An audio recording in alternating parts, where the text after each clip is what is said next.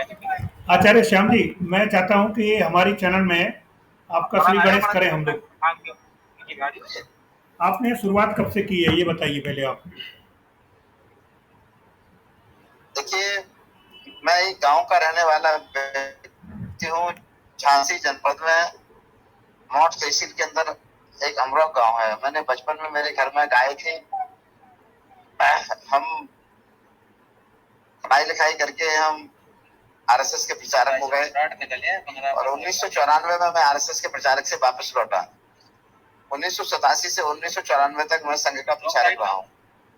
1994 में प्रचारक से लौटने के बाद हमने देश के लगभग 80% राज्यों में जाके उन प्रयोगों को देखने की कोशिश की जिसका संबंध गांव और खेती किसानी से जुड़ा हुआ है। इसी बीच में मैंने देखा कि मेरा प्रथम विषय गाय था कि गाय के माध्यम से खेती किसानी गांव कैसे स्वस्थ और समृद्ध हो सकते हैं।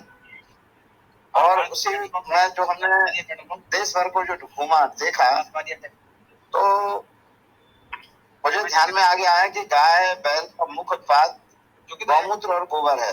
दूध के आधार पर जो नीतियां हैं, क्योंकि दूध फैट के आधार पर बिक रहा है, तो भैंस का दूध बिक रहा है फैट के आधार पर महंगा और गाय का दूध बिक रहा है फैट के आधार पर सस्ता है।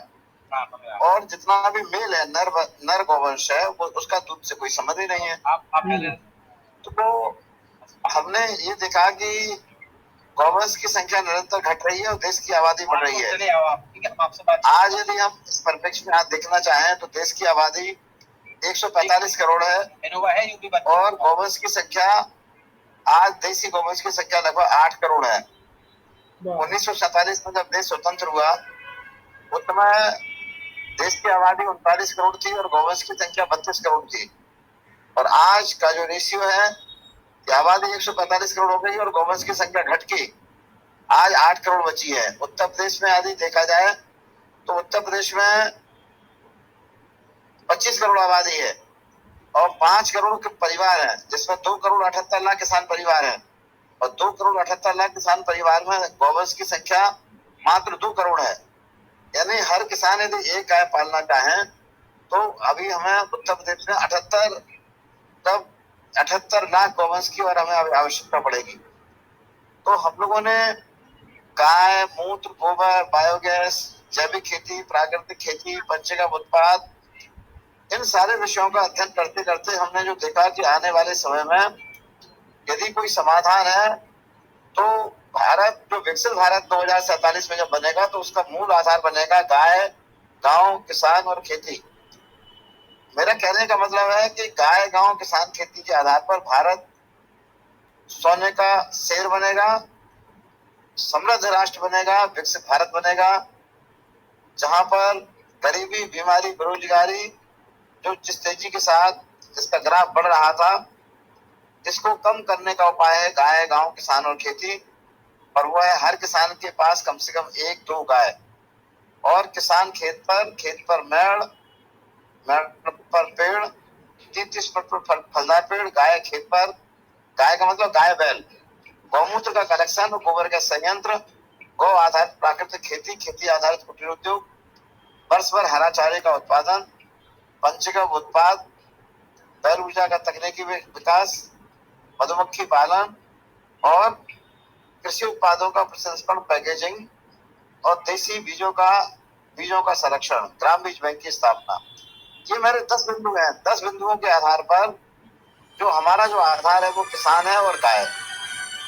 तो और घर घर में गोबर गैस स्थापित करने की आज आवश्यकता है। जहाँ गोबर और कचरा वहाँ गोबर गैस। एक इंटरव्यू ले रहा हूँ फिर आपसे तो हम अन्नदाता किसान बनेगा ऊर्जादाता। जो खेती किसानी छोड़ के गाँव के लोग शहर की तरफ भाग रहे हैं, ये एक बहुत बड़ा चिंतनीय विषय है। सबका समाधान है। आने वाले समय में वो आने वाला है कि लोग, शहर के लोग भागेंगे गाँव की तरफ। तो इसी विषयों को लेकर मैं काम कर रहा हूँ। और उत्तर प्रदेश गौ सेवा आयोग, जिसकी जिम्मेदारी मुझे माननीय मुख्यमंत्री जी ने और भारतीय जनता पार्टी संगठन ने हमें गौ सेवा आयोग अध्यक्ष की जिम्मेदारी सौंपी है। मेरी पूरी योजना है कि हर किसान के पास में गाय हो और गोबर का संयंत्र हो, गौ आधारित खेती हो, गौमूत्र का कलेक्शन हो, खेती आधारित कुटीर उद्योग हो और किसानों की आय 5 गुनी बढ़े और बच्चों की थाली में जहर मुक्त भोजन परिवारजनों की थाली में जहर मुक्त भोजन। गांव का पैसा गांव में, गांव का पैसा शहर में नहीं, शहर का पैसा गांव में। ये तब होगा जब किसान गोबर, गौमूत्र और वानस्पतिक कचरे का पूरी तरह से प्रबंधन करके वह ऊर्जा संपन्न किसान और धरती में ऑर्गेनिक कार्बन की मात्रा को बढ़ाना है। बढ़ता हुआ केमिकल, पेस्टिसाइड, फर्टिलाइजर ये धरती को जहरीला बना रहा है, नदियों को प्रदूषित कर रहा है, खेती की लागत बढ़ रही, बीमारियां बढ़ रही हैं, अस्पताल बढ़ रहे, कैंसर बढ़ रहा है, नपुंसकता बढ़ रही। इन सबका कोई समाधान है तो भगवान कृष्ण ने गौपालन किया और उनके भाई बलराम ने हल और मूसल, हल माने उद्योग और मूसल, हल माने खेती और मूसल माने उद्योग। गौपालन, खेती और उद्योग, कृषि आधारित उद्योगों के कारण हमें भारत को फिर से स्वस्थ, समृद्ध और एक स्वावलंबी और शक्तिशाली राष्ट्र बनाना है। इसी कार्य योजना को लेके हम उत्तर प्रदेश गौ सेवा आयोग काम कर रहा है। धन्यवाद। बहुत बढ़िया। बहुत बहुत बहुत आभार आपका, आपने इतना समय हमको दिया। मैं आपका और मैं अपनी तरफ से और समस्त गो प्रेमी लोगों की तरफ से आपको हार्दिक बधाई देता हूं आपके गो सेवा अध्यक्ष बनने के कारण। बहुत बहुत धन्यवाद, बहुत बहुत आभार। मैं आपका बहुत बहुत आभारी हूँ। आदरणीय सहदेव भाटिया जी मेरे मार्गदर्शक हैं, मेरे प्रेरक हैं और इनसे मुझे बहुत ऊर्जा प्राप्त होती है, बहुत ज्ञान प्राप्त होता है। वाह भाई वाह, दोनों मिलकर चल आगे बढ़ते चले। बहुत धन्यवाद। जी, धन्यवाद, प्रणाम।